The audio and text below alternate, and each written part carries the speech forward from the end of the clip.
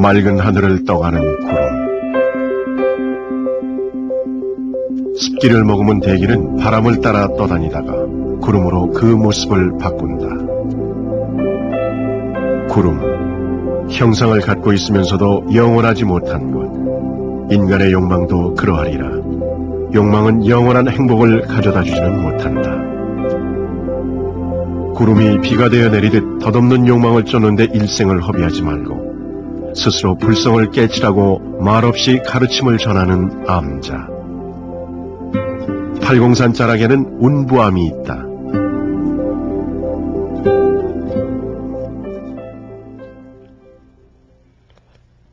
운부암이 내려앉은 팔공산은 삼국시대 5악 중의 하나로 꼽히던 신령스런 산이었다. 팔공산은 신라시대부터 불교의 성지로서 자리매김되었으며 신라 하대에 이르러서는 왕시대 원찰지로서 원찰조성과 원탑조성 등 융성한 불교 문화를 꽃피웠다. 이처럼 팔공산은 부처님의 법향이 가득한 곳이다.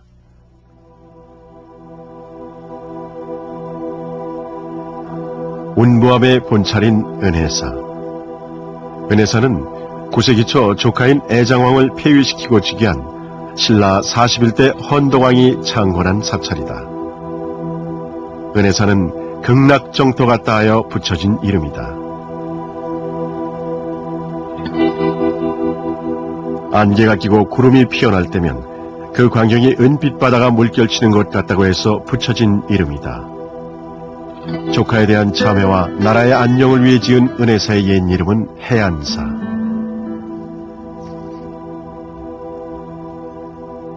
은혜사는 조선시대에는 인종의 태실을 지키는 사찰이었다.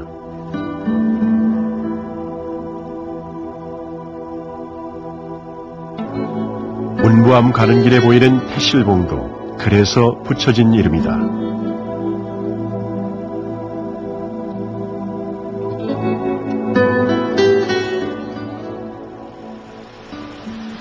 은혜사 참배를 마치고 운부암으로 향하는 길에는 작은 계곡이 발걸음을 따라온다.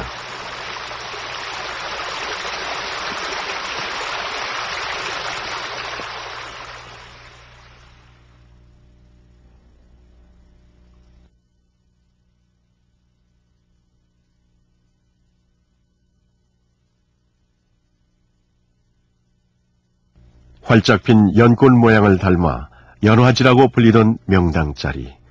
그곳에 운부암이 자리 잡고 있다. 팔공산의 주인이 태어난다는 길지 중의 길지. 운부암이 자리한 이곳은 금강산 마하연과 함께 한반도 삼천리에서 가장 길한 자리라고도 했다. 운부암은 그러나 그러한 명성에도 불구하고 꾸밈없는 소박한 아름다움을 간직하고 있다. 운부암 보하루, 금은 보화를 품고 있는 듯한 이름이지만 색바랜 옛 모습뿐이다. 암자가 품어온 유구한 세월을 암시하듯 나무 빛깔은 진갈색으로 빛나고 나무결을 따라 중간중간 갈라져 있었다. 눈 맑은 선객이라도 기다리고 있는 것일까? 보하라의 문은 모두 활짝 열려 있다.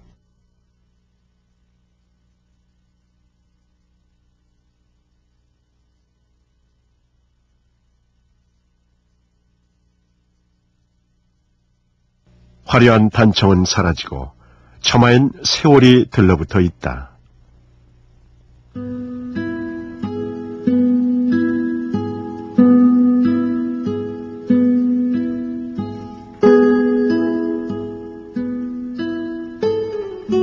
보하루에 올라서면 뒷산에 굽은 나무가 누워있는 듯 암갈색 대들보가 천장을 이고 있다.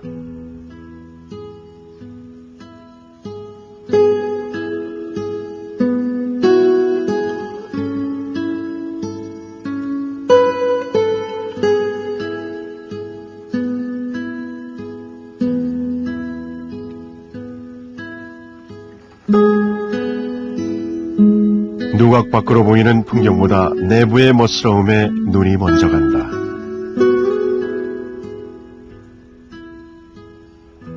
대들보는 자연스럽다 못해 물결처럼 흐른다. 지붕을 이고 있는 나무들도 길이가 제각각이다. 굽은 나무가 산을 지킨다고 했던가. 팔공산의 휘어진 나무들은 그렇게 운부암 보하루를 지키고 있다.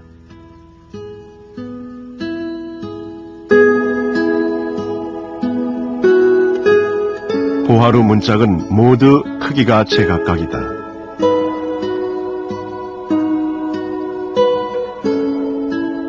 가운데 것이 제일 크고 옆으로 갈수록 조금씩 작아진다.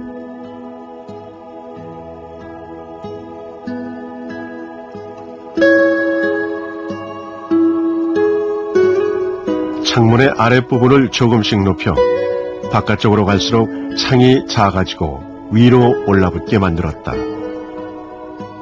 자연미를 그대로 살려 바깥쪽으로 흩어지기 쉬운 시선을 가운데로 모아주는 효과를 내고 있다. 보하루 1층.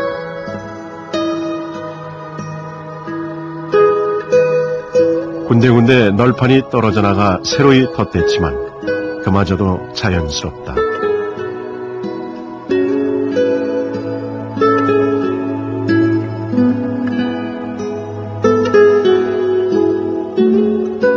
빗달길에 들어선 공양간. 털을 닦으면서 나온 돌덩이들을 모아 낮은 축대를 만들고 그 위에 건물을 앉혔다.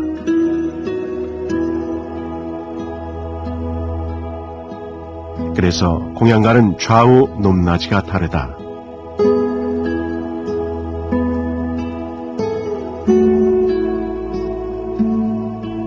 비탈을 도도 짓지 않고 땅이 흐르는 대로 건물을 세운 것이다.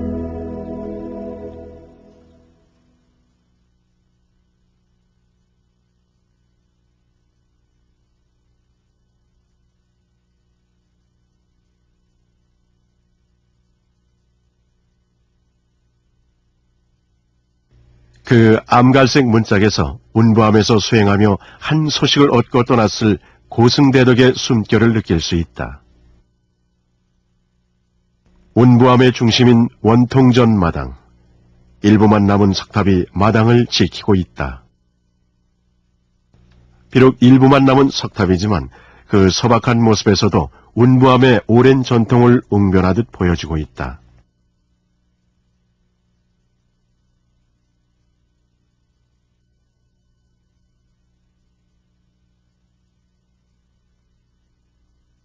운부암의 본尊을 모신 대웅전격인 원통전.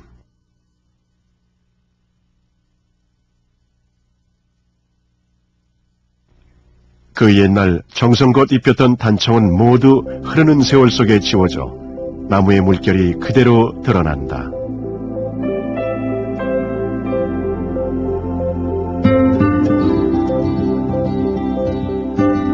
화려한 단청도 뜬구름 같은 것인가. 희미하게 남은 옛 단청의 자욱이 나이테와 어울려 옛스러운 멋을 더한다. 어느 곳에도 인위적인 멋을 내지 않은 운부암. 그 소박한 갈색이 오히려 화려하게 느껴진다.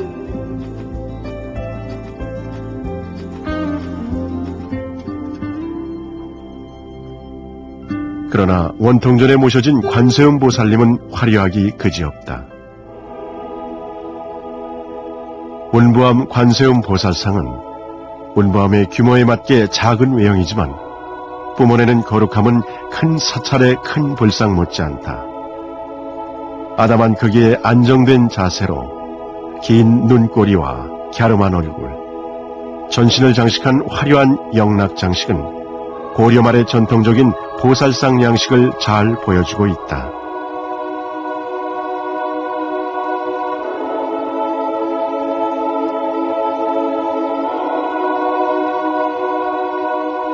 원통전 천장에서 관세음 보살님 곁을 지키던 신선과 선녀도 모두 빛이 발했다. 원통전을 처음 지었을 때 활짝 만개했었을 연꽃 문양도 이제는 시들었다. 그러나 이들이 빛이 발했기에 관세음보살의 자비 광명이 더욱 빛나는 듯하다.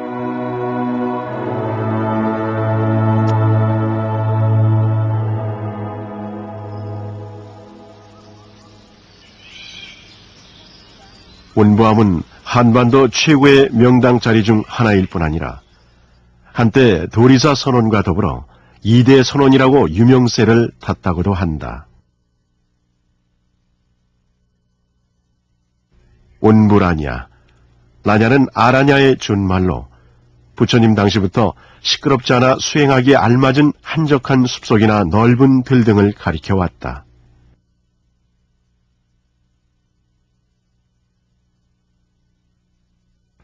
운부함 선원 운부라냐 역시 고즈넉한 수행처로 의상대사를 비롯한 근대에는 경호, 만공, 하남, 경봉, 향곡, 성철 스님 등 내노라 하는 고승이 거쳐갔다.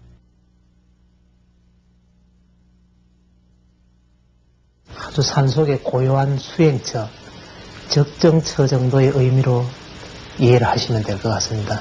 그리고 성철 스님이라든지 여러 스님들이 거쳐간 그런 이력에서 보듯이 지금 현재 저희 젊은 수자들이 공부하는 도량으로서도 살아가면서 느끼는 것은 아주 편안함, 말 그대로 여유를 느끼는 그런 도량으로 저희들은 느끼고 그래 있습니다.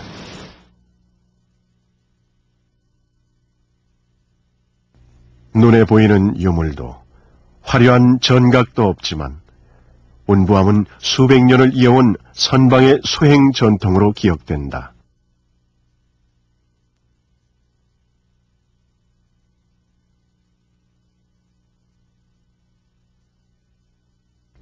운부라냐를 거쳐간 선객들의 법향은 선방 장판에 켜켜이 쌓여 있다.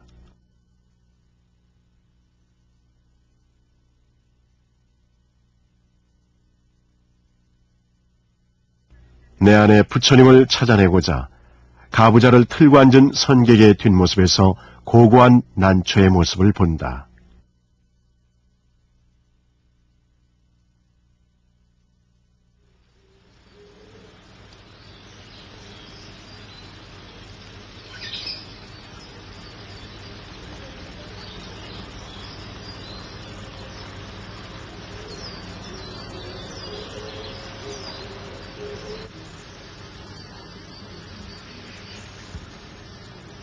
운부함은 해철 스님을 비롯해 수많은 고승대덕의 수행처였다.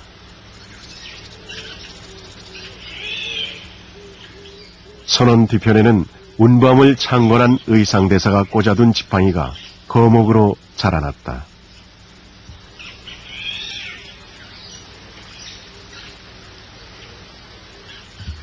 (2000년의) 세월을 견디어 속이 텅 빈 채 들이오는 고목의 그늘은 큰 스님의 그림자인 듯 넉넉하기만 하다.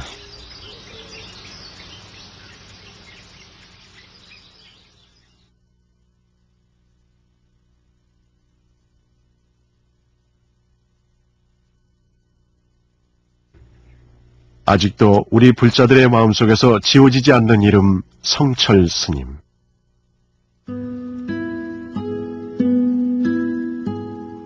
스님은 이곳 운부함에서 수년간 면벽수도하며 가행정진했다.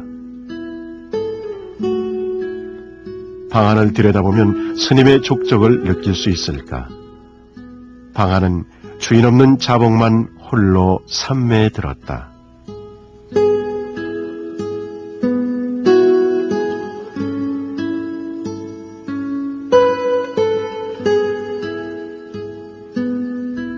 성철 스님은 초발심으로 삭발염이하고 이곳 운부함 운부라냐에서 첫 번째 하안고를 하기도 했다.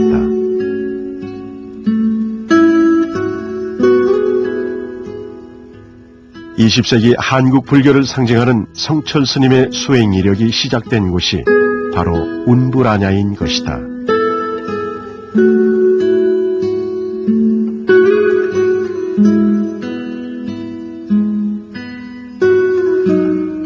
성철 스님은 이곳에서 만난 향국 스님과 평생 도반의 연을 맺기도 했다.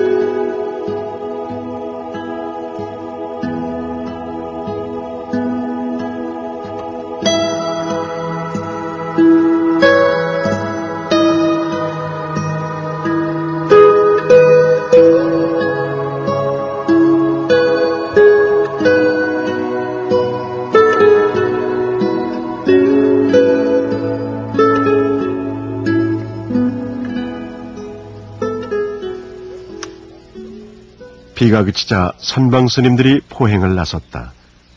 숲길을 걸으며 말없이 자신의 정진을 돌아본다.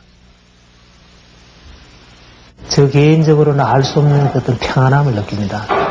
다르게 어떻게 설명할 수 없는 그런 느낌. 한마디로 이 자리에 서서 느껴봐야 알 수 있는 그런 도량이라고 저는 말하고 싶습니다. 세간의 분별은 잠시 있고 그저 차나 한잔하고 가라고 넉넉하게 맞아주는 암자 운보암. 운보암은 찾는 이들에게 뜬구름 같은 허상을 눈에서 걷어내라고 속삭인다. 새 것도 헌 것도 따로이 존재하지 않는 고승대덕과 오늘의 수행납자가 함께 숨쉬는 겉으로 보이는 화려함은 모두 접어두고 진리의 본 모습을 보여주는